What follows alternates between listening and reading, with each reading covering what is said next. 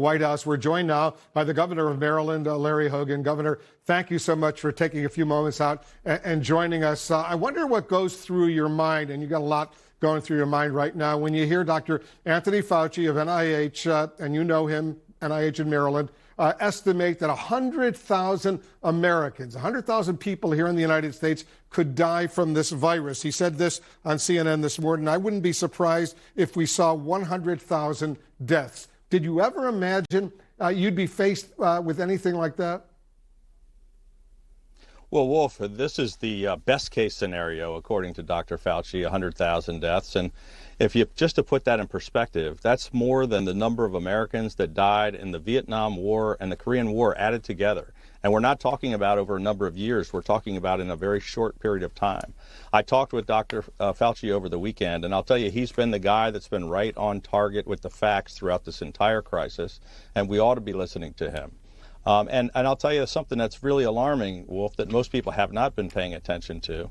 We put a stay-at-home order in place today that was quickly followed by Virginia and the District of Columbia, because we're just 2 weeks behind New York, with higher numbers here than they were at 2 weeks ago. So here in the nation's capital, where we're home in our 3 jurisdictions to 440,000 federal workers that are involved in the response for the rest of the nation, we're about to have an explosion exponentially of the same kinds of problems that are facing both New York and some of these other major metropolitan jurisdictions. And I just want to make sure that everybody's focused here in Washington about that situation right here in their own backyard. Yeah, that's a very important point. We're about to hear, by the way, from the president in the Rose Garden with their coronavirus task force.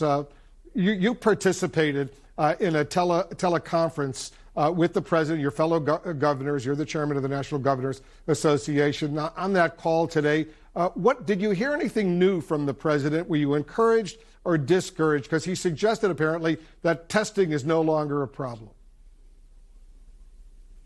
Well, so I thanked the president and the vice president for their efforts to date. There are a lot of things that they've made progress on, but I also raised the issue on behalf of my fellow colleagues that we're still, and this is not pointing fingers, it's not trying to place blame, but at the federal level and with all the governors, we still have this major issue of testing and this pinch point about not enough ventilators and supplies and masks and PPEs. It's not to say, whose fault it is. It's just that we've all together got to get this thing solved because we're facing this crisis in America. You declared, and everybody's focused on it, but we just haven't come up with solutions yet. You declared this emergency stay-at-home order today, and the governor of Virginia did as well, and the mayor of Washington, D.C. Why today? Was it a mistake not to do it a week ago, 2 weeks ago? Well, actually, we took some of the most aggressive steps in the nation. I think more than 48 other states.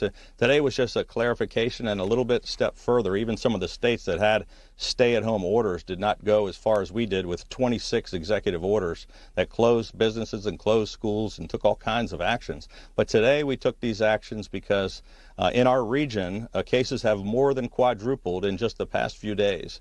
And we've seen a major escalation with very alarming numbers. And we decided the time was now to stop this virus in its tracks. And I was glad to see that my partners in the region took the exact same steps, because we've got to work together as a region, and we've got to work together with our partners. Governor, we're going to continue this conversation down the road, but in the meantime, here's the president.